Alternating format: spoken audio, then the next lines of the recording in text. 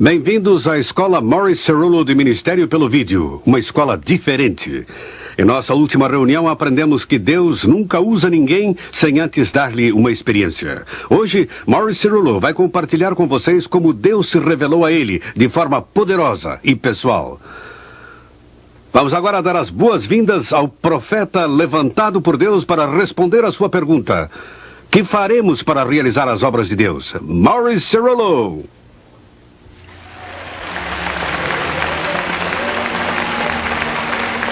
Amém. Deus os abençoe. Enquanto estão de pé nesta hora, ergam sua mão direita ao seu Pai Celestial. Amado Deus, ao entrarmos em tua santa presença nesta hora, nós queremos te dar toda a honra, o louvor e a glória. O tema do nosso ensino para as próximas várias reuniões aqui é a grande pergunta que nós mencionamos ontem. Está na faixa aqui em cima desta plataforma. O que faremos para realizar as obras de Deus?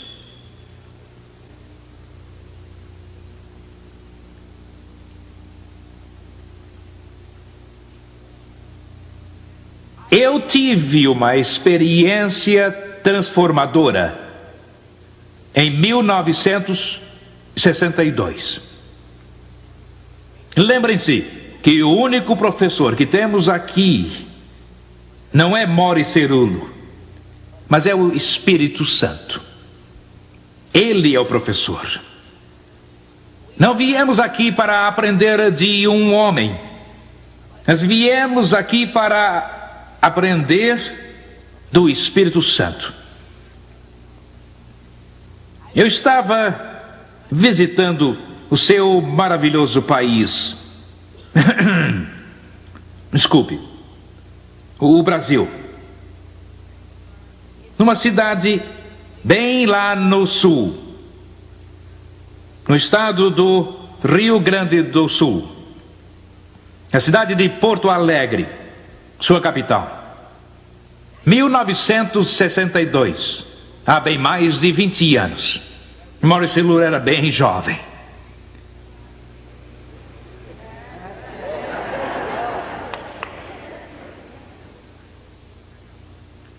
Você sabia que acabamos de celebrar 31 anos de ministério evangelístico, trabalhando em todo o mundo sem qualquer interrupção. 31 anos ininterruptos.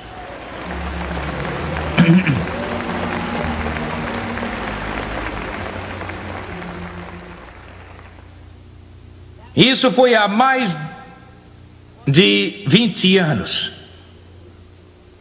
E estávamos numa cruzada, num campo de exposições.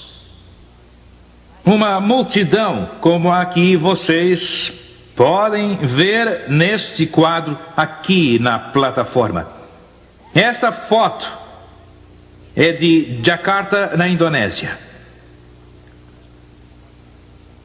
Há alguns anos atrás, estávamos ali numa cruzada.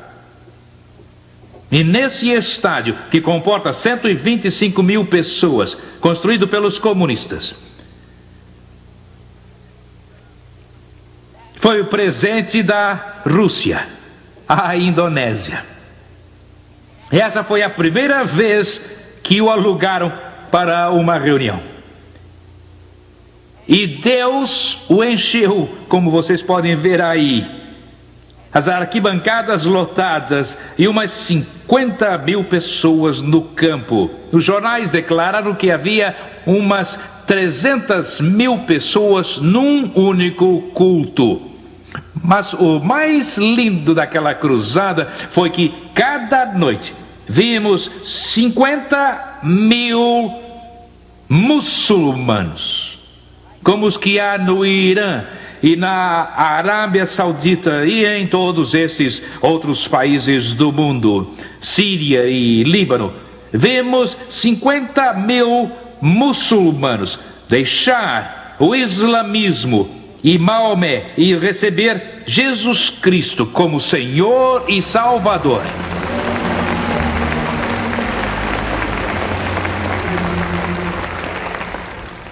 E isso não foi só num culto.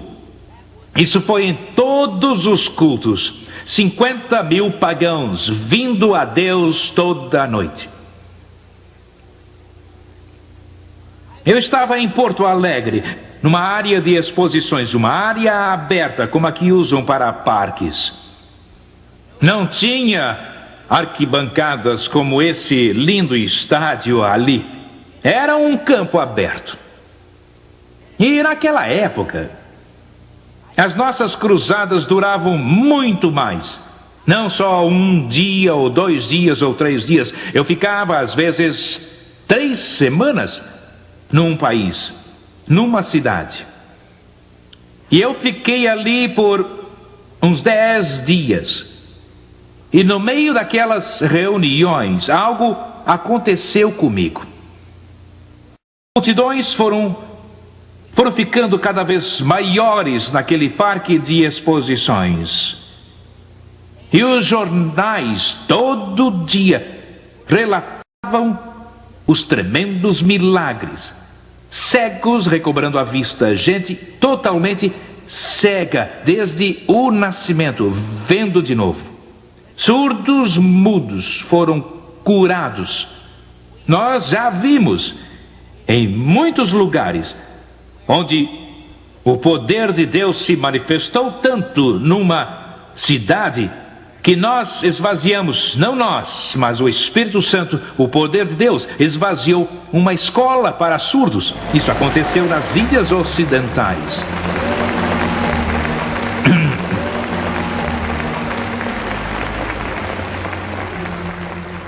Há uma escola de medicina ali em Porto Alegre. É uma universidade muito famosa por lá. E foi uma coisa linda de se ver. Depois que Morris Cerullo demonstrava os milagres que estavam acontecendo, eu tinha um grupo de médicos, todos ali embaixo. E eles examinavam essas pessoas, e então meneavam a cabeça e não conseguiam entender.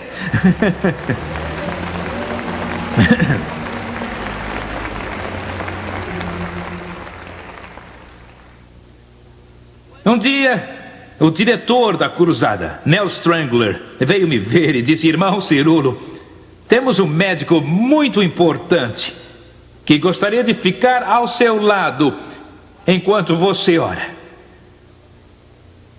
Eu disse que estava bem, mas em meu espírito eu disse a ele que estava bem. Eu concordei, mas em meu espírito eu pensei outras coisas. Mas aquele homem veio me ver em seu belo terno branco.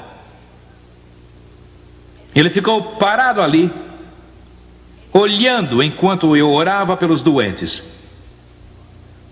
E todos os dias nós éramos o assunto dos jornais e das manchetes nos noticiários em todo Porto Alegre. A primeira página falava sobre os milagres e o que Deus estava fazendo. E quando esse homem foi entrevistado, eu não sabia, mas ele era membro da junta executiva da faculdade.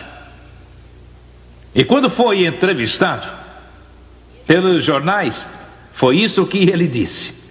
Ele disse: o Dr. Cerullo é o maior que eu já vi na minha vida.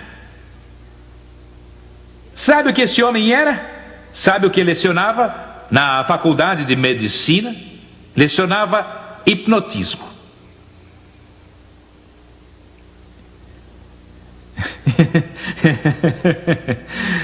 E ele disse então: Maurice Cerullo é o maior hipnotizador em todo o mundo.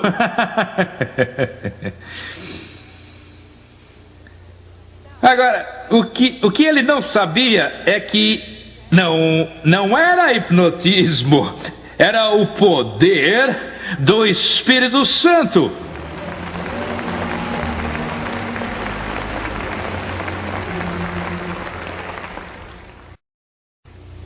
Um dia eu subi na plataforma para ministrar e de repente,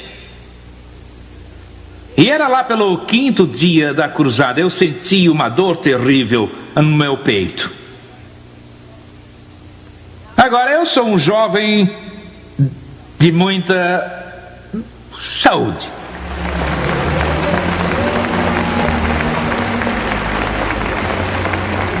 Dou graças a Deus que eu não tenho problemas. Não sofro do coração, não tenho pressão sanguínea alta e eu não tenho nenhum problema físico. E eu trabalho mais hoje, prego em mais cruzadas e em mais escolas e viajo mais hoje do que em todos os outros 31 anos.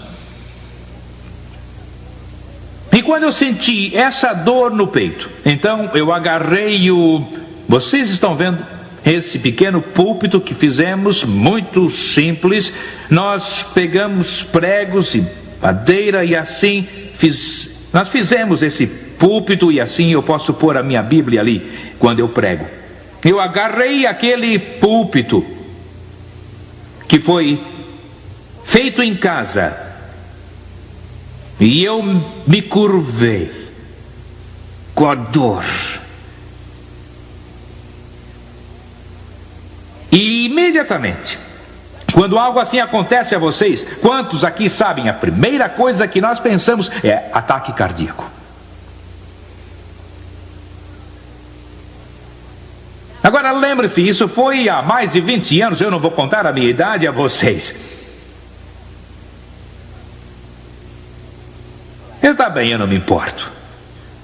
Eu, sabem, talvez saibam, tenho mais de 50 anos.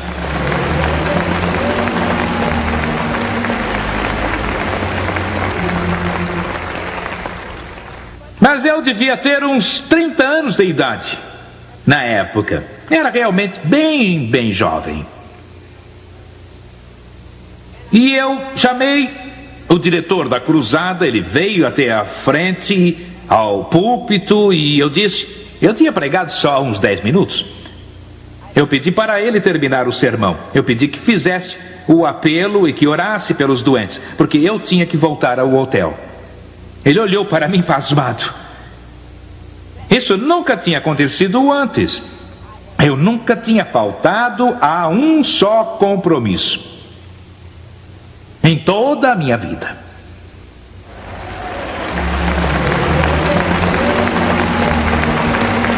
Não importa quão cansado ou fisicamente exausto eu estivesse, e a tentação era chamar ou escrever dizendo que eu não podia ir. Eu nunca tinha feito isso na minha vida. Eu entrei no meu carro e me levaram para o quarto do hotel. E quando cheguei ao meu quarto, no Hotel Plaza, em Porto Alegre, no centro, eu mal consegui ir do elevador ao quarto e eu caí no chão, transpirando, porque a temperatura lá no campo era de uns 40 graus ou mais. E com 50 mil pessoas paradas ali daquele jeito, ombro a ombro, lugar lotado, bem, você nem podia andar entre a multidão. A temperatura estava quase insuportável naquele lugar. E eu estava ensopado de suor, até os sapatos, o suor e a transpiração. E eu clamei a Deus e disse: Deus, eu vou morrer. E Deus então me disse: não, filho, você não vai morrer. Ele disse: eu permiti to happen to you com um propósito.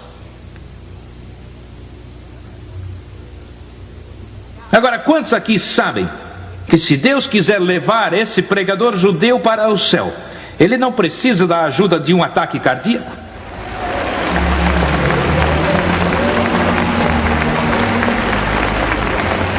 Agora, eu digo isso com grande compaixão e eu digo com muito respeito. Eu penso nas pessoas que perderam um ente querido por causa de doença, como o câncer. Eu digo isso com muito amor e eu digo com muito respeito. Deus nunca leva uma mãe ou um pai ou filhos para o céu através do câncer ou outra enfermidade. Deus não faz tal coisa.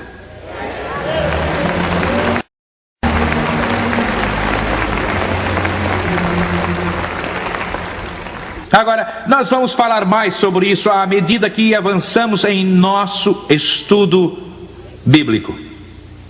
O que eu acabei de dizer, em seu espírito.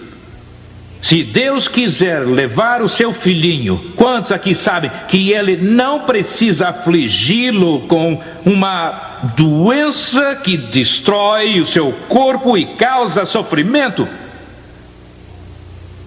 Deus é bom. E Ele não manda doenças aos seus filhos. Há muitas outras formas em que Deus pode nos corrigir sem fazer o oposto daquilo para o que Ele mandou o seu Filho Jesus Cristo ao mundo.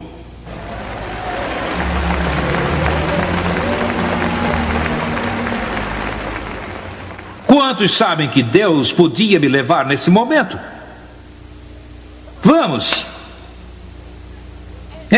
Aqui mesmo, nesta plataforma, eu podia cair morto, e Deus podia tirar o meu espírito do meu corpo e me levar para o céu. E saibam de uma coisa: se Deus fizer isso acontecer aqui nesta reunião, eu quero deixar isso muito bem claro. Não se atrevam a vir aqui e impor as mãos sobre mim e me ressuscitar. Não se atrevam. Não se atrevam.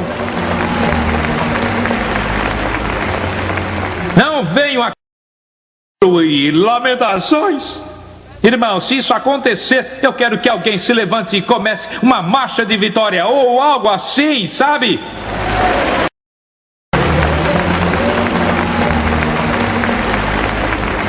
Sabe por quê? Porque este mundo não tem nada que eu queira. Você é assim?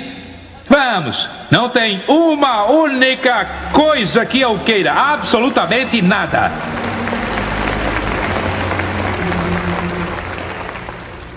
Deus disse: eu permiti que isso acontecesse por uma razão. Muito bem, Deus. Eu disse: por favor, ensina-me. Eu quero entender teu propósito. Lembrem-se, Deus sempre tem um propósito. Ele sempre tem um plano. Ele é um Deus muito objetivo. Ele é um Deus de desígnio. Ele permitiu que aquilo acontecesse por uma razão. Ele me fez uma pergunta enquanto eu estava deitado ali no chão. Ele me disse: Morris, o que você quer da sua vida?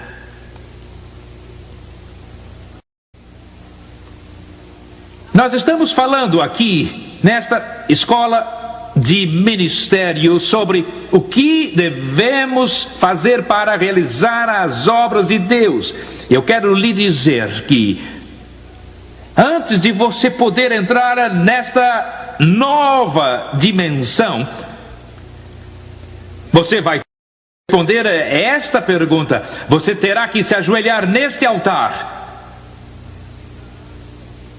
e precisará ter as suas prioridades reorganizadas entre você e Deus e seu relacionamento com o Senhor, e vai ter que ser reavaliado, bem como o que você faz para o reino dele. Porque Deus não trouxe você aqui a esta escola para deixá-lo ir embora do jeito que você chegou. Absolutamente não.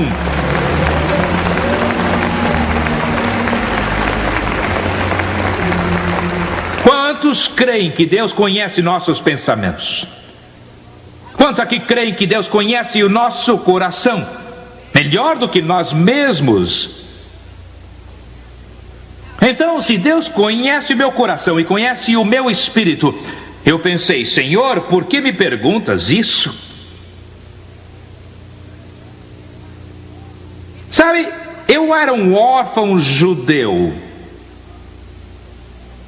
Minha mãe era uma judia ortodoxa russa.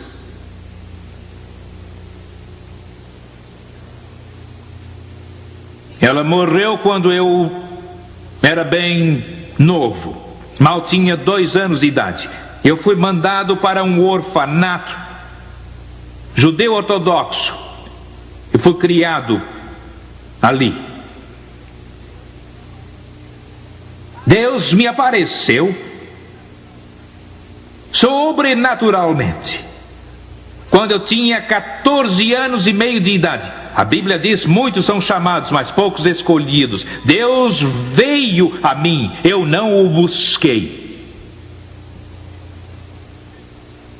Estudei por 7 anos com famosos rabinos que vinham ao orfanato e nos ensinavam o judaísmo. Eu observava o sábado e todos os feriados. Eu estudava as escrituras e o Talmud. Ia sempre à sinagoga. E depois dos 13 anos de idade, toda manhã na sinagoga, eu punha meus filactérios e meu chale como os sacerdotes. E eu recitava as bênçãos e orações. E cantava: ouve, ó Israel, o Senhor nosso Deus é o único Senhor. E toda manhã eu orava, toda manhã.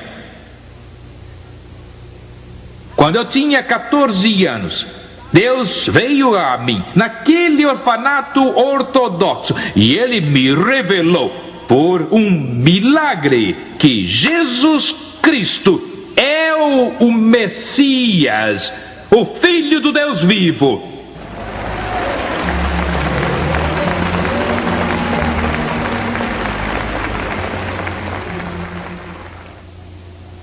Eu não vou falar sobre isso agora, mas vamos falar sobre isso mais tarde. Mas enquanto não formos liberados do nosso meio ambiente, nunca seremos usados como Deus quer nos usar.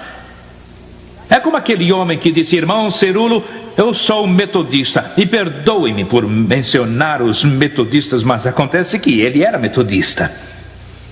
Podia ter sido outra coisa. Ele disse: eu nasci metodista, foi criado metodista. E ele disse: eu vou morrer metodista. E nada vai mudar isso. Bem, talvez seja verdade. Mas a não ser que ele seja libertado do seu ambiente, ele nunca vai provar as riquezas que Deus tem para ele, enquanto estiver preso à sua tradição ou a uma estrutura da qual ele não quer abrir mão, para Deus poder levá-lo até o Rio Jordão, onde ele possa experimentar a manifestação do poder de Deus. Eu era um tradicionalista judeu, mas Deus me libertou do meu ambiente e me trouxe de uma compreensão histórica do judaísmo a uma compreensão que o Deus de Abraão, o Deus de Isaac, o Deus de Jacó não era um Deus histórico, mas ele é o Jeová vivo, que está vivo hoje.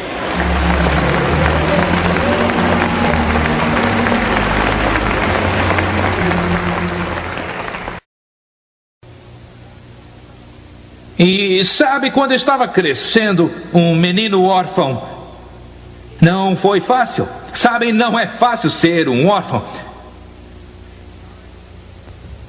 Sem pai, sem mãe. Foi duro.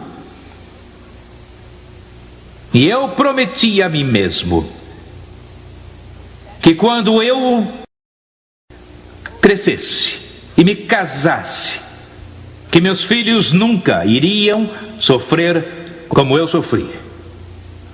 Foi uma promessa a mim mesmo. E não demorou, e Deus me tirou daquele orfanato ortodoxo judeu. Ele me levou até o céu, e eu me achei perto da presença manifesta da glória de Deus. Vi Deus falar como Moisés ouviu quando Deus falou com ele da sarça ardente. Deus falou comigo em sua glória revelada, numa voz audível. Eu fui levado ao céu, fiquei ali em sua presença. E Deus pediu que eu lhe desse minha vida. E aos 15 anos de idade, tinha saído daquele orfanato fazia 6 meses. Dei minha vida.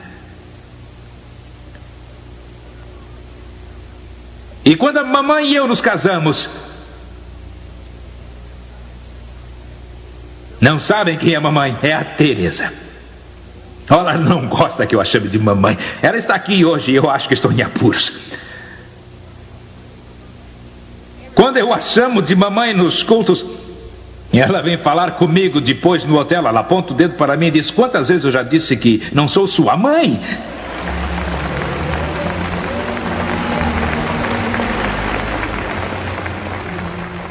Mas a mamãe, ela está aqui.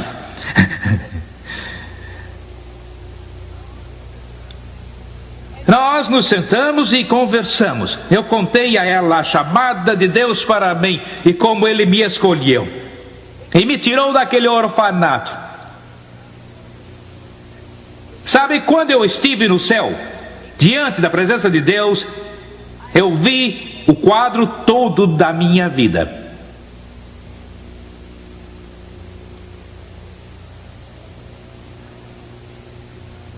Não nos mínimos detalhes, mas eu vi o quadro geral do que seria a minha vida. Eu vi multidões de pessoas que ninguém podia contar, estendendo-se até o céu, brancos, amarelos, pretos, de todas as nações e línguas e tribos.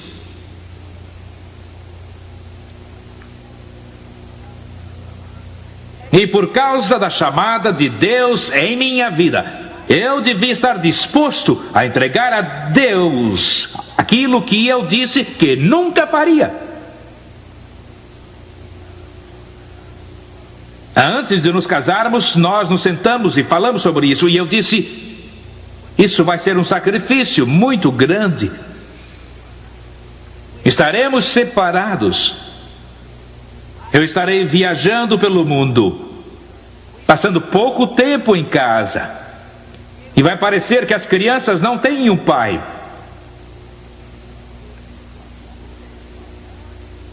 Podemos pagar esse preço? Mamãe me disse: querido, nós nos amamos. Vamos pagar o preço. Você obedeça à chamada de Deus. Eu estarei do seu lado. E eu vou cuidar da família.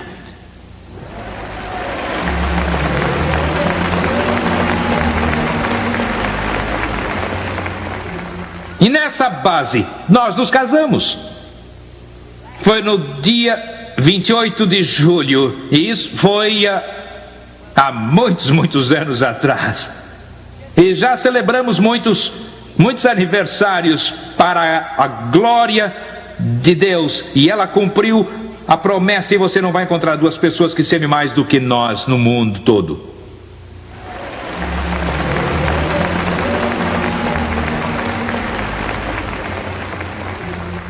Mas ali no chão, eu pensei: Deus, se podes ver o meu coração e sabes tudo a meu respeito, eu te dei tudo, minha família, meus filhos, dei tudo.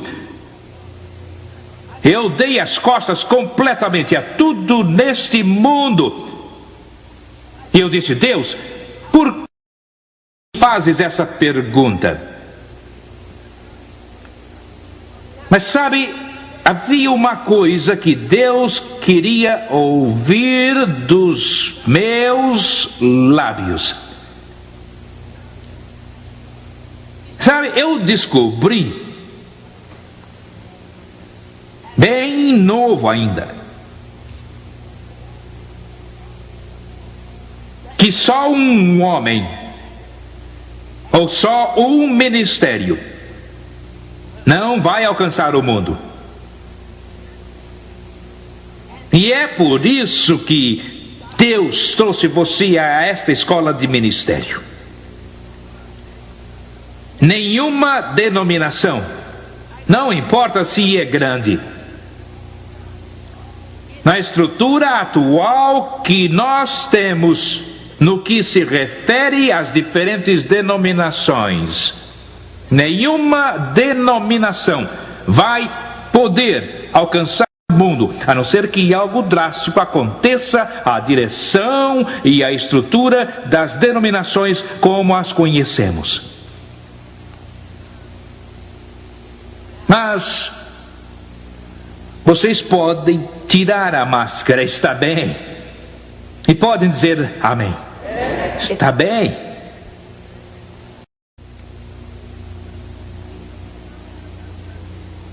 Sabe, eu já viajei por quase todos os países deste mundo.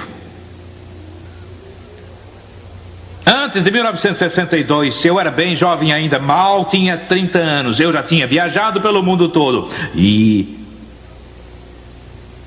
eu vi o desespero da situação mundial. Vindo dos Estados Unidos, eu entendi. Viajando pelas nações de todo o mundo, temos 4 bilhões e meio de pessoas na Terra. 4 bilhões e meio de pessoas. Sem mencionar a porcentagem dos que são realmente nascidos de novo, de acordo com as estatísticas. As estatísticas mundiais dizem que 30% do mundo é cristão. Agora, eu não vou pedir que vocês julguem, mas quantos aqui sabem que se 30% do mundo é cristão, precisamos examinar esses 30% para descobrir quantos deles são realmente crentes. Só porque a pessoa vai à igreja na Páscoa, ou no Natal, ou quando seus filhos são batizados, ou então confirmados, quantos aqui sabem que isso não os torna crentes?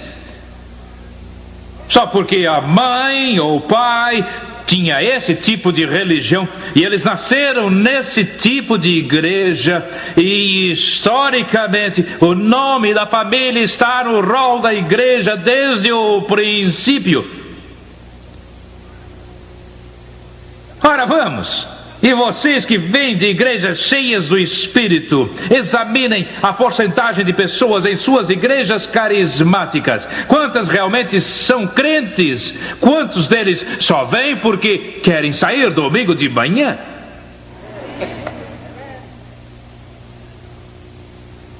E então só Deus sabe. Nós não vamos julgar, mas a porcentagem deve ser bem baixa. Eu falo aqui é de crentes de verdade. Eu estou falando de pessoas que estão prontas para encontrar Jesus Cristo. E sabe o que a Bíblia diz? Ele diz, nem todo aquele que diz Senhor, Senhor, vai com Jesus quando ele vier, mas aquele que faz a vontade do Pai que está nos céus.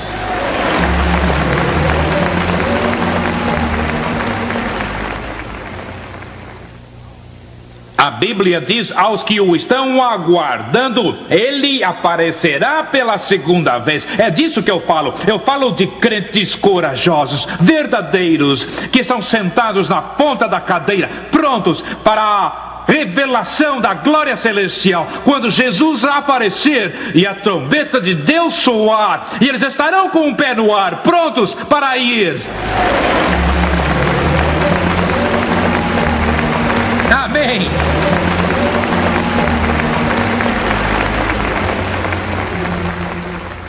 Mas é difícil para você e eu compreender essas estatísticas. Na América do Norte, temos apenas 6% da população do mundo na América do Norte. E isso é tudo. E quantos aqui sabem que é lá que temos a maior concentração em termos de cristianismo? Está ali nos Estados Unidos da América. E você pode imaginar como essa força é pequena quando olha além dos Estados Unidos da América e Canadá. E se a maior porcentagem de cristãos está nos Estados Unidos e também no Canadá, e os Estados Unidos e o Canadá só representam 6% da população mundial.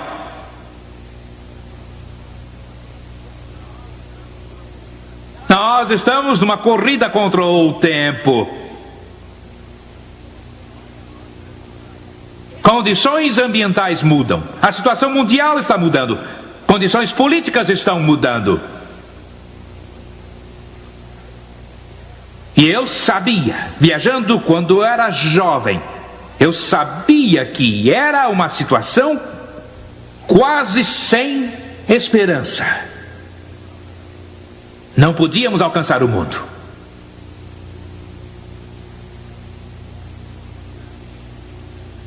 E ali no chão, em Porto Alegre, no hotel, Deus me ajudou a ver uma coisa.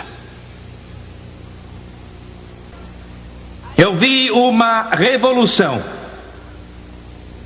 na África, na Índia, na América Central e do Sul. Eu vi na Ásia, em todo o mundo, eu vi uma revolução. E se revelava desta forma: os africanos se levantando contra o homem branco, os hindus se levantando contra o homem branco. Todos os povos do mundo estavam clamando por liberdade. Liberdade. Eles não queriam mais estar sob o controle de nações e povos colonizadores. Eles não queriam estar sob seu controle. A Índia queria ser livre da Inglaterra. Sabe, costumavam dizer que o sol nunca se punha no Império Britânico, porque tinha tantas colônias em todo o mundo. E a rebelião surgiu na Indonésia. Fora com os holandeses, queremos ser livres. E o clamor veio na Índia. Fora com os ingleses, queremos ser independente. Em diferentes partes da África, onde os portugueses ou os espanhóis governavam, onde os franceses governavam, o clamor era: queremos ser livres, queremos ser senhores do nosso destino próprio. Nós não queremos mais ser governados por poderes estrangeiros. E como resultado, ao viajar pelas nações e povos deste mundo, eu vi revolução, revolução, revolução, e guerra e derramamento de sangue em toda parte. E sabe qual era o clamor? Lia-se nos jornais norte-americanos. O clamor era este: Yankee, vá embora. Expressão famosa: Yankee, vá embora. Ela veio, a revolução veio, boa ou má, não podemos julgar, mas ela veio. E as nações do mundo gritavam por sua independência. E eu sabia que isso estava acontecendo aqui, no mundo natural. Eu sabia que não demoraria muito até que no mundo espiritual o mesmo tipo de coisa acontecesse. Eu tenho algo para lhes dizer. Vocês não podem colocar o vinho novo do Espírito Santo num odre velho. Você tem que se livrar dos odres velhos.